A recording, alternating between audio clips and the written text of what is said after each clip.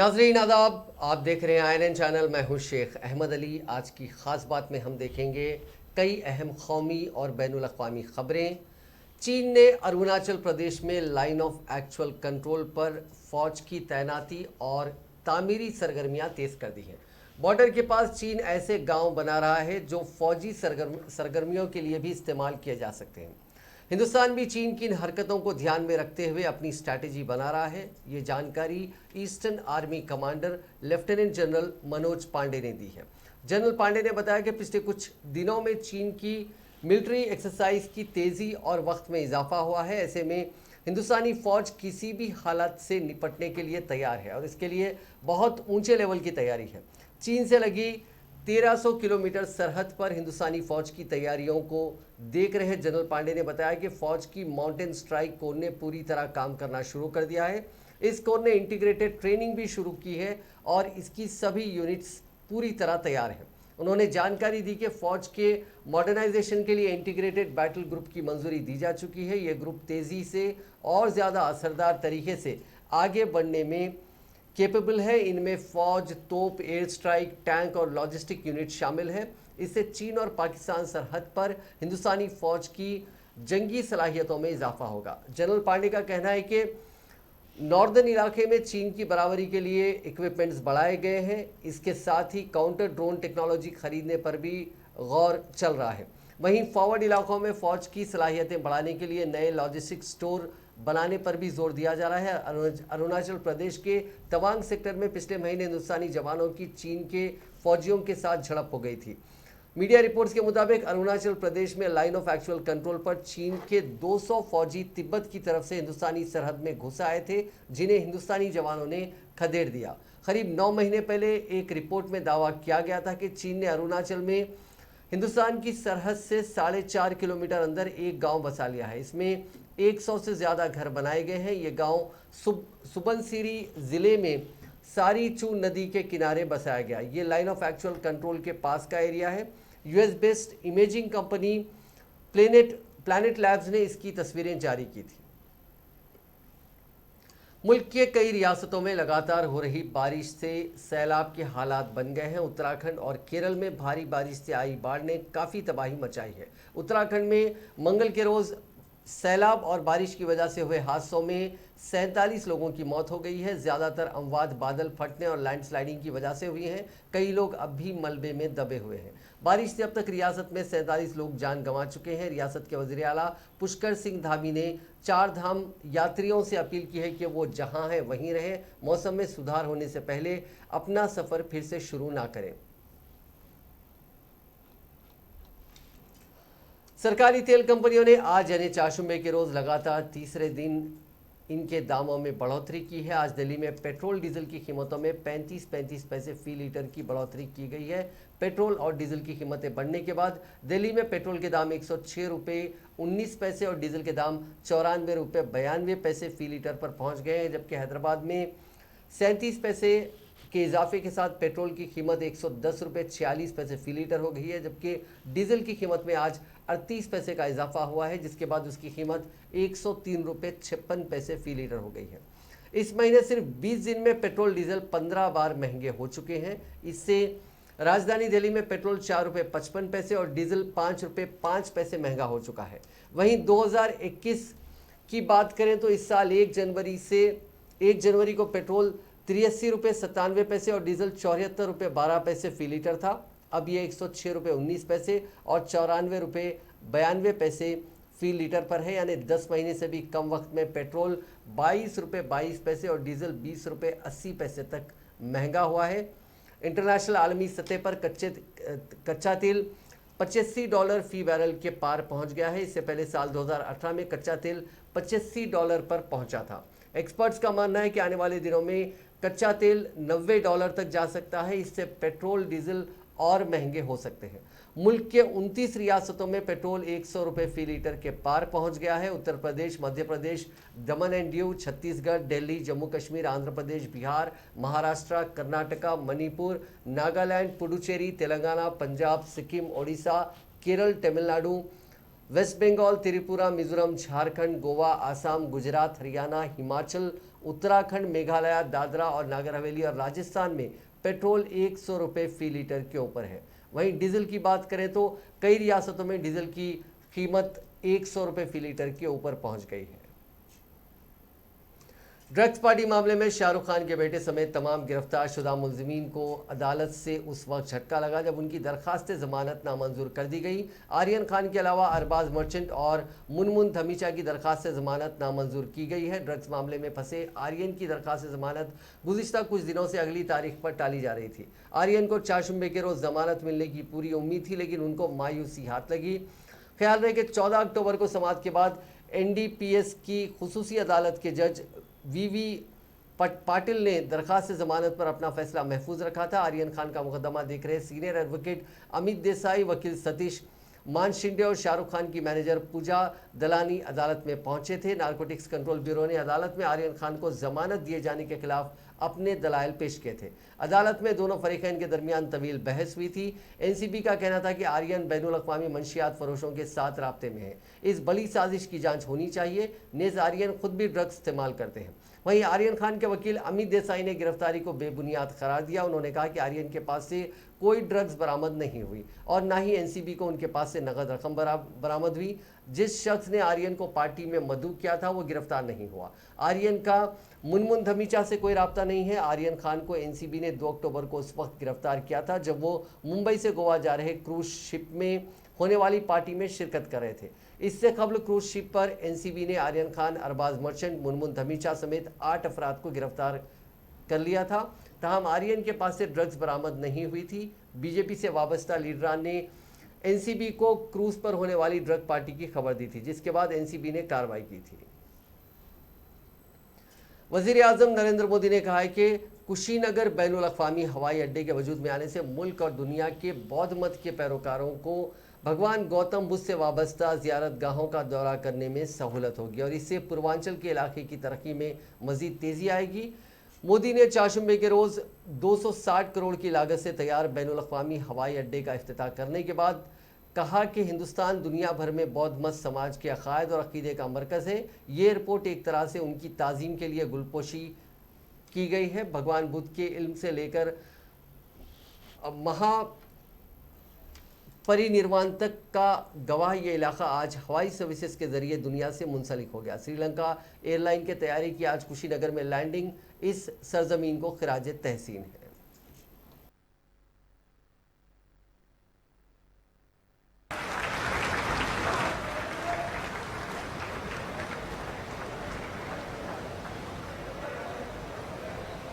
जोरदार तालियों के साथ इस यादगार पल, इस लम्हे को जो कि पूरा विश्व अपनी दृष्टि से नजर गड़ाए है, आज के इस ऐतिहासिक पल के लिए बहुत बहुत बधाइयाँ, शुभकामनाएं। धन्यवाद परम आदरणीय श्रद्धेय यशस्वी माननीय प्रधानमंत्री महोदय जी का, जिनकी कुशल नेतृत्व और आशीर्वाद के साथ ये पल ऐतिहासिक पल में तब्दील हुआ। और इसी के साथ लीजिए प्रस्तुत है कुशीनगर अंतर्राष्ट्रीय हवाई अड्डे और बौद्ध स्थलों की महत्वपूर्ण जानकारियों से परिपूर्ण एक लघु फिल्म। प्रधानमंत्री नरेंद्र मोदी जी के यशस्वी नेतृत्व में पिछले 7 वर्षों में फ्यूचर रेडी इंफ्रास्ट्रक्चर का निर्माण देश की प्राथमिकता रहा है।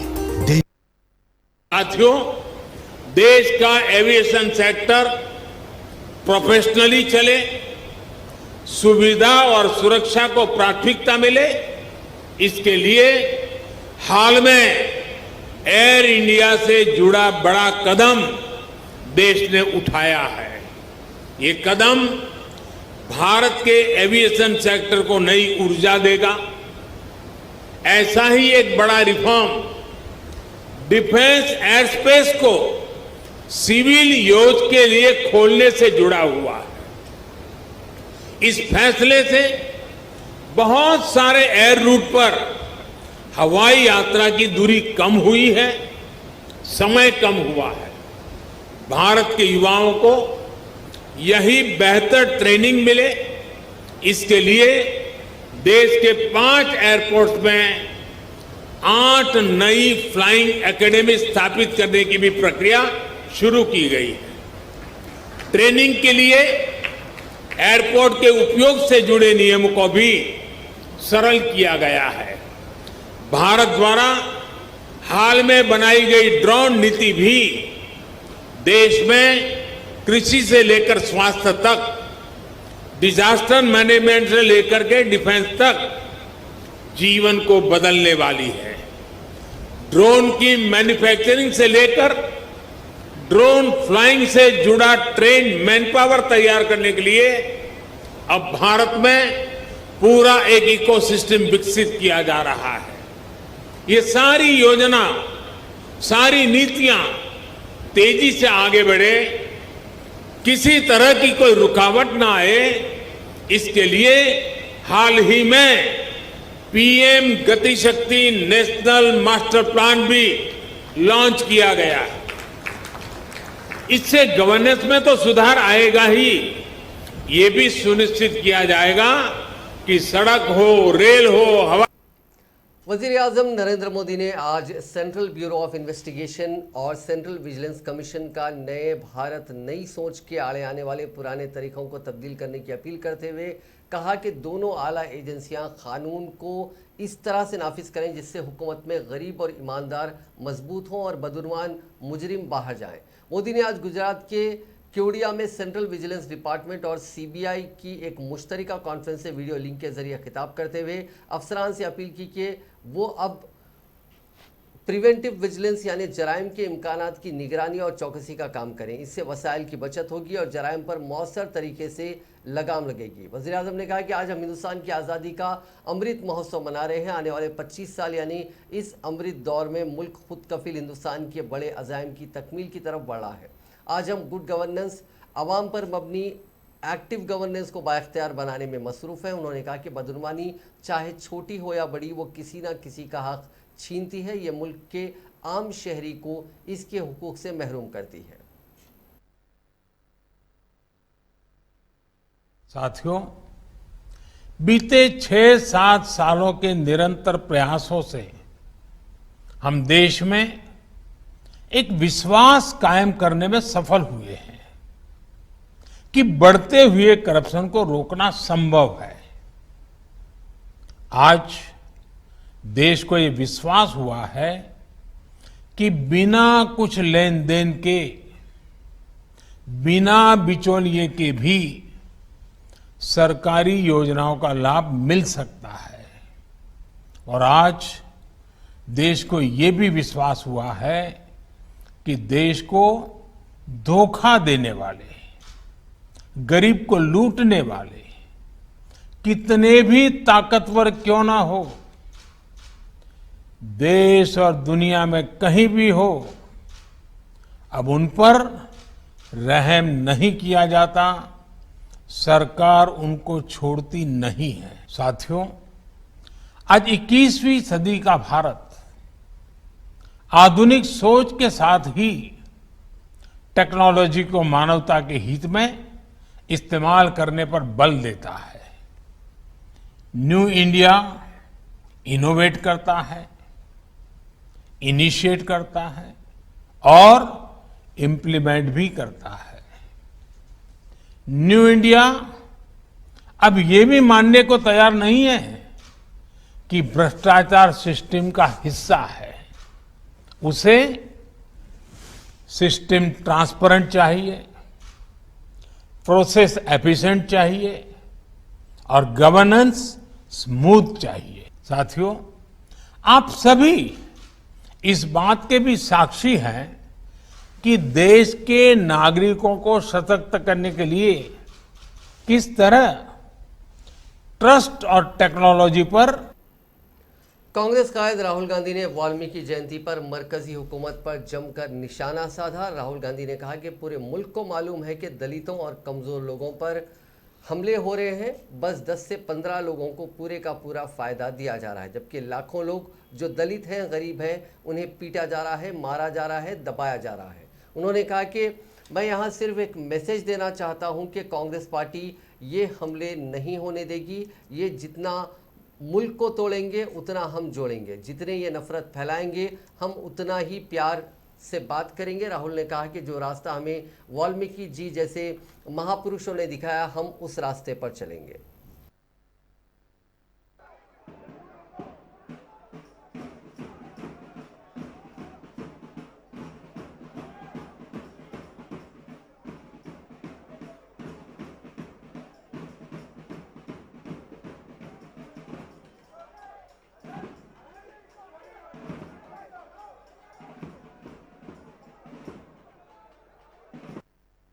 आपको वाल्मीकि जयंती पे दिल से बधाई देना चाहता हूं।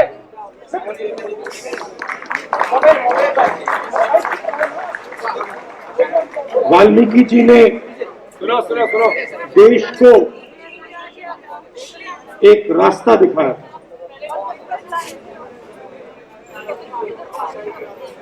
जीने का तरीका, उनका जो संदेश था, प्यार और भाईचारे का संदेश था। और आज जब हम हिंदुस्तान को देखते हैं, वाल्मीकि जी के संदेश पर आक्रमण हो रहा है। जो हमारा कॉन्स्टिट्यूशन, वो वाल्मीकि जी की विचारधारा का कॉन्स्टिट्यूशन, वो नई चीज नहीं है, वो पुरानी चीज है। जो वाल्मीकि जी ने कही थी, वही हिंदुस्तान की जनता ने कॉन्स्टिट्यूशन में वही विचारधारा रखी। और आज जहां भी हम देखें, कॉन्स्टिट्यूशन पे, वाल्मीकि जी की विचारधारा पर, और खास तौर से जो हमारे गरीब दलित भाई हैं, बहनें हैं, उन पर आक्रमण हो रहा है। और ये सबको दिखाई दे रहा है। पूरे देश को मालूम है कि दलितों पर, कमजोर लोगों पर आक्रमण चल रहा है। चुने हुए लोगों को, 5, 10, 15 लोगों को पूरा का पूरा। कांग्रेस जनरल सेक्रेटरी प्रियंका गांधी के काफिले को पुलिस ने चाशुंबे के रोज लखनऊ में रोक दिया। प्रियंका आगरा में 19 अक्टूबर को पुलिस हिरासत में हुई एक सफाई वर्कर की मौत के बाद उसके खानदान से मिलने जा रही थी। आगरा जाने से रोके जाने पर प्रियंका ने कहा कि पुलिस की खुद हालत ये हो गई है कि वो कुछ नहीं कर पा रही है। उनके ओहदेदार भी जानते हैं कि गलत है, इसके पीछे कुछ कानून, कोई लॉ एंड ऑर्डर का इशू नहीं है। हर जगह ये लोग कहते हैं कि सेक्शन 144 लागू है।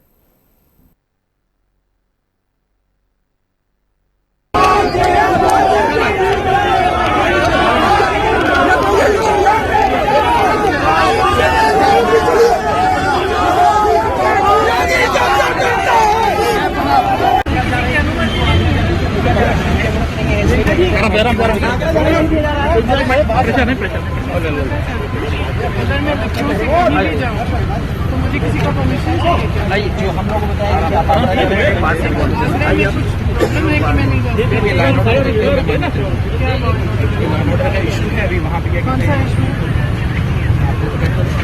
नहीं, कोई लॉ एंड ऑर्डर का इशू बताइए। किसी की डेथ हो गई है, लॉ एंड ऑर्डर का इशू कैसे होगा? ठीक है, तो डीएम साहब को फोन करके सर थोड़ा सा दूर अनुमति नहीं है। जो व्हाट्सएप पे है, मतलब ये तो हद हो गई है, तो मैं कहीं जा नहीं सकती। मैं लखनऊ के रेस्ट हाउस में रहूँ आप लोगों को खुश करने के लिए। ऐसा नहीं है, आगरा का अनुमति नहीं है। क्या करते हैं, आगरा के लिए बताइए। वहाँ की जिला मजिस्ट्रेट ने पत्र लिखा है। और थोड़ा सा एक मिनट थोड़ा देखेंगे। भाई क्या कर रहे हैं? आगरा का आप बताइए क्या करें इसका? चला हाँ हाँ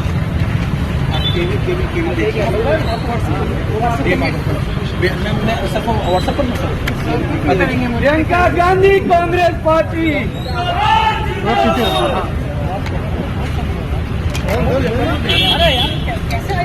144 है क्या? कब से लागू आगरा में लागू है? आगरा में लागू है, यहाँ भी लागू है। इससे जैसे दुर्गा पूजा के पहले से करीब 12 साल का जुलूस था, मैम 11 से जुलूस अभियान जी जान सकते हैं। अध्यक्ष जी बताएंगे अरे सर को थोड़ा सा हम आपको सर अधिक चीज बताएंगे मैम, हम तो आपको अधिक चीज बताएंगे भैया मोबाइल वाला ग्रुप से आपको मोबाइल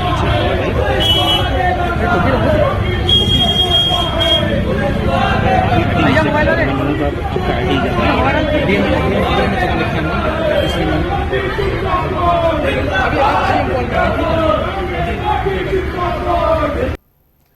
पंजाब में पठानकोट की भोआ असेंबली सीट से कांग्रेस एमएलए जोगिंदर पाल की गुंडागर्दी सामने आई है। अपने काम के कसीदे पढ़ रहे एमएलए को एक नौजवान ने तरक्की के बारे में सवाल किया। इस दौरान नौजवान ने एमएलए के लिए तू कहा तो वह आग बगोला हो उठे। एमएलए इस कदर भड़के कि नौजवान की वहां जमा भीड़ के आगे ही पिटाई करनी शुरू कर दी। इसके बाद गनमैनों से भी नौजवान को खूब पिटवाया। ये वीडियो नवरात्रों के वक्त का है। उस वक्त जागरण के वक्त का बताया जा रहा है कि कांग्रेस एमएलए जोगिंदर पाल जैन धार्मिक समागम एक प्रोग्राम में शामिल होने के लिए पहुंचे थे। यहाँ वो अपने काम की तारीफ कर रहे थे, जिसे सुनते ही एक नौजवान दूर से पूछने लगा कि एमएलए होकर उन्होंने क्या किया। ये सुनकर पहले तो पुलिस ने उसे रोक दिया, उसे बाहर निकाला जाने लगा। ये देख एमएलए जोगिंदर पाल ने कहा कि उस नौजवान को कुछ नहीं कहना, अगर उसे कुछ कहना है तो वो आकर कहे। इसके बाद उसे आगे बुलाया और अपना माइक भी पकड़ाया। नौजवान ने एमएलए से पूछा कि तू कितना, यानी तूने क्या किया। तू शब्द सुनकर, ये लफ्ज सुनकर एमएलए भड़क उठे। उन्होंने सीधे नौजवान को थप्पड़ जड़ दिया। इसके बाद गनमैन और कांग्रेस के हामी भी इकट्ठा हो गए और उससे मारपीट करने लगे। जम्मू कश्मीर में सिक्योरिटी फोर्सेस को बड़ी कामयाबी हाथ लगी है। फौज ने चारशंबे के रोज 2 दहशतगर्दों को मार गिराया है। इनमें से एक की पहचान आदिल वानी के तौर पर की गई है। आईजीपी कश्मीर विजय कुमार ने बताया कि आदिल जुलाई 2020 से घाटी में एक्टिव था। उसने उत्तर प्रदेश के सहारनपुर से कश्मीर आए कारपेंटर सखीर अहवानी का कत्ल किया था। वो दहशतगर्द तंजीम टीआरएफ का शोपियान जिले का कमांडर था। पिछले 2 हफ्ते के अंदर कश्मीर में 15 दहशतगर्दों को मारा जा चुका है। जम्मू कश्मीर पुलिस के मुताबिक उन्हें शोपियान में द्रगड़ इलाके में दहशतगर्दों के छिपे होने की जानकारी मिली थी। सिक्योरिटी फोर्सेस के सर्च ऑपरेशन शुरू करने पर दहशतगर्दों ने फायरिंग शुरू कर दी। क्रॉस फायरिंग में सिक्योरिटी फोर्सेस ने 2 मुबैना दहशतगर्दों को मार गिराया। उत्तर प्रदेश के लखीमपुर तशद्दुद मामले में दायर पब्लिक इंटरेस्ट लिटिगेशन पर चारशंबे को फिर सुप्रीम कोर्ट में सुनवाई हुई। इस मामले में देर से रिपोर्ट दाखिल करने पर कोर्ट ने यूपी हुकूमत को फटकार लगाई। यूपी हुकूमत की तरफ से पेश वकील हरीश साल्वे से चीफ जस्टिस एनवी रमना ने कहा कि हमने बीती रात 1 बजे तक आपके जवाब का इंतजार किया था। बता देंगे पिछली सुनवाई में कोर्ट ने यूपी हुकूमत से कहा था कि 20 अक्टूबर को होने वाली अगली सुनवाई से पहले अपना जवाब दाखिल करें। आज सुनवाई के दौरान साल्वे ने कहा कि हम कल बंद लिफाफे में रिपोर्ट सौंप चुके हैं। इस पर चीफ जस्टिस ने कहा कि अगर आप आखिरी मिनट में रिपोर्ट देंगे तो हम कैसे पढ़ेंगे, कम से कम 1 दिन पहले रिपोर्ट देनी चाहिए। अदालत ने यह भी पूछा कि इस मामले में यूपी हुकूमत ने बाकी गवाहों के बयान क्यों नहीं लिए। कोर्ट ने कहा कि आपने 44 में से अभी तक सिर्फ 4 गवाहों से ही पूछताछ की है, ऐसा क्यों? ऐसा लगता है कि यूपी पुलिस इस मामले की जांच से पीछे हट रही है, इस इमेज को सुधारिए। कोर्ट ने आगे कहा कि आपकी स्पेशल इन्वेस्टिगेशन टीम ये समझ सकती है कि सबसे कमजोर गवाह कौन है और उन पर हमला हो सकता है, तो फिर अभी तक सिर्फ 4 गवाहों के बयान क्यों दर्ज किए गए। इस पर साल्वे ने जवाब दिया कि ये प्रोसेस अभी जारी है। पहली एफआईआर की बुनियाद पर अब तक 10 मुलजिमीन गिरफ्तार किए जा चुके हैं। कोर्ट ने पूछा कि इस मामले में कितने मुलजिम पुलिस हिरासत में हैं और कितने जुडिशल कस्टडी में है, क्योंकि जब तक पुलिस उनसे पूछताछ नहीं कर लेती तब तक हमें इस मुद्दे पर ज़्यादा जानकारी नहीं मिल पाएगी। साथ ही कोर्ट ने नसीहत दी कि ये कभी ना खत्म होने वाली कहानी नहीं हो सकती। उनसे कहिए कि गवाहों के बयान दर्ज करवाएं, इसके साथ ही गवाहों को सिक्योरिटी भी मुहैया करवाएं, ये अहम है। इस पर साल्वे ने भरोसा दिया कि गवाहों को सिक्योरिटी मुहैया करवाई जाएगी।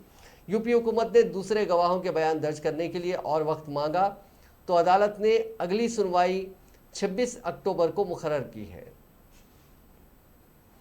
लखीमपुर खीरी मामले में 3 अक्टूबर को हुए बीजेपी वर्कर्स के कत्ल के मामले में उत्तर प्रदेश की एसआईटी ने 50 किसानों को नोटिस भेजा है। टीम ने 6 फोटोज भी जारी किए हैं। लोगों से अपील की है कि फुटेज में दिख रहे लोगों की पहचान कर इतला दें। इसके लिए नंबर भी जारी किया गया। मुश्तबा लोगों की जानकारी देने वालों को इनाम भी दिया जाएगा। इससे पहले लखीमपुर तशद्दुद में कई लोगों को गिरफ्तार किया जा चुका है। इनमें सुमित जायसवाल भी हैं, जिन्होंने इस वाक़े के बाद किसानों पर क्रॉस एफआईआर कराई थी। बीजेपी के काफिले में एक गाड़ी ने भीड़ को रौंद दिया था, जिसके बाद भीड़ पुरतशद्दुद हो गई। इस मामले में दोनों जानिब से एफआईआर करवाई गई थी।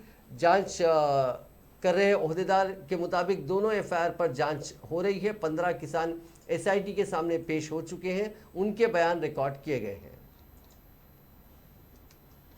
अब नजर डालते हैं कोरोना से जुड़े कुछ आंकड़ों पर। पिछले 24 घंटों में दुनिया भर में कोरोना के 4,37,732 नए मामले सामने आए। इसी दौरान 7,682 अफराद की मौत भी हुई।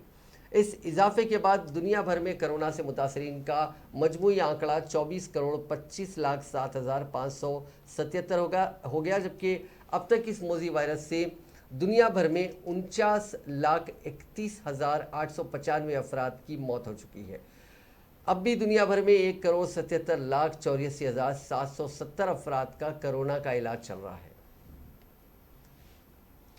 गुज़िश्ता 24 घंटों के दौरान हिंदुस्तान में कोरोना वायरस के 14,623 नए केसेस रिपोर्ट हुए हैं, जिससे मुतासरीन की मजमूई तादाद 3,41,08,996 हो गई है। दरियासना 19,446 मरीजों की सेहतयाबी के बाद कोरोना से शिफायाब लोगों की तादाद भी 3,34,78,247 हो गई। एक्टिव केसेस 5,020 से घटकर 1,78,098 हो गए। इसके साथ ही 197 मरीजों की मौत की वजह से मरने वालों की मजमूई तादाद बढ़कर 4,52,651 हो गई है। हिंदुस्तान में आज वैक्सीन के 100 करोड़ डोज लग सकते हैं। मंगल के रोज तक ये 99 करोड़ से ज़्यादा वैक्सीन डोजेज लगाई जा चुकी थी। जिन मुल्कों में तेज़ी से वैक्सीनेशन हुआ है उनमें से कुछ मास्क फ्री हो गए हैं। ऐसे में अब सवाल ये है कि 100 करोड़ डोज के बाद क्या आने वाली दिवाली भी मास्क फ्री होने वाली है। हुकूमत ने अगस्त में दिसंबर तक 216 करोड़ वैक्सीन डोज लेने की बात कही थी। मौजूदा रफ्तार से ये बहुत मुश्किल लग रहा है कि 216 करोड़ डोज का आंकड़े तक पहुंचा जाए। मुल्क में 16 जनवरी से वैक्सीनेशन मुहिम की शुरुआत हुई थी। शुरुआती 20 करोड़ वैक्सीन डोज 131 दिन में लगे थे। अगले 20 करोड़ डोज 52 दिन में दिए गए। 40 से 60 करोड़ डोज देने में 39 दिन लगे। 60 करोड़ से 80 करोड़ डोज देने में सबसे कम महज 24 दिन लगे। अब 80 करोड़ से 100 करोड़ होने में 31 दिन लग रहे हैं, यानी अब रफ्तार कम हो गई है। अगर इसी रफ्तार से वैक्सीनेशन होता रहा तो मुल्क में 216 करोड़ वैक्सीन डोज लगने में करीब 175 दिन और लगेंगे, यानी 5 अप्रैल 2022 के आसपास ये आंकड़ा हम पार कर सकते हैं। ब्रिटेन, अमेरिका, स्वीडन, चीन, न्यूजीलैंड, हंगरी, इटली के बाद हाल ही में सऊदी अरब में अब पूरी तरह वैक्सीनेटेड लोगों के लिए मास्क मैंडेटरी नहीं है। इसराइल दुनिया का पहला मुल्क था जहां पूरी तरह से वैक्सीनेटेड लोगों को मास्क नहीं लगाने की छूट दी गई थी। हालांकि डेल्टा वेरिएंट की वजह से मामले दोबारा बढ़ने पर मास्क लगाना फिर से कंपलसरी कर दिया गया था। जिन मुल्कों में पूरी तरह से वैक्सीनेटेड लोगों को मास्क से छूट मिली है वहां 50% से ज़्यादा आबादी पूरी तरह से वैक्सीनेटेड हो चुकी है। अमेरिका ने महज 37% आबादी को पूरी तरह वैक्सीनेटेड होने के बाद वैक्सीनेटेड लोग मास्क नहीं पहनने की छूट दी थी। अमेरिका के साबिक वजीर खारजा कॉलिन पावेल के इंतकाल ने अमेरिका ही नहीं बल्कि दुनिया भर में कोरोना वैक्सीन के असर को लेकर नई बहस शुरू कर दी है। पावेल 84 साल के थे। उनका इसी पीर के रोज़ इसी हफ्ते इंतकाल कोरोना की वजह से इंतकाल हो गया था। पावेल इस साल फरवरी में ही कोरोना टीके के दोनों खुराकें ले चुके थे। पावेल की मौत को ब्रेक थ्रू डेथ कहा जा रहा है। हालांकि साइंटिस्ट ने इन अंदेशों और बहस के बुनियादों को खारिज किया। साइंटिस्ट का कहना है कि दोनों डोज से अस्पताल में भर्ती होने के रेट में कमी आती है। साइंटिस्टों के मुताबिक बीते दिनों 40 रियासतों के आंकड़ों के एनालिसिस में ये पाया गया कि इन रियासतों में कोरोना से हुई अमवात में टीके की दोनों खुराकों के बाद सिर्फ 0.2 से 6% लोग ही हैं। डॉक्टर पॉल ओफिट का कहना है कि कुछ भी 100% असरदार नहीं होता। वैक्सीन असरदार है, इससे मौत का जोखिम कम होता है। नाजरीन, आज की खास बात में बस इतना ही। आपसे कल मुलाकात होगी नई खबरों के साथ, नए एनालिसिस के साथ। फिलहाल दीजिए इजाजत। खुदा हाफिज।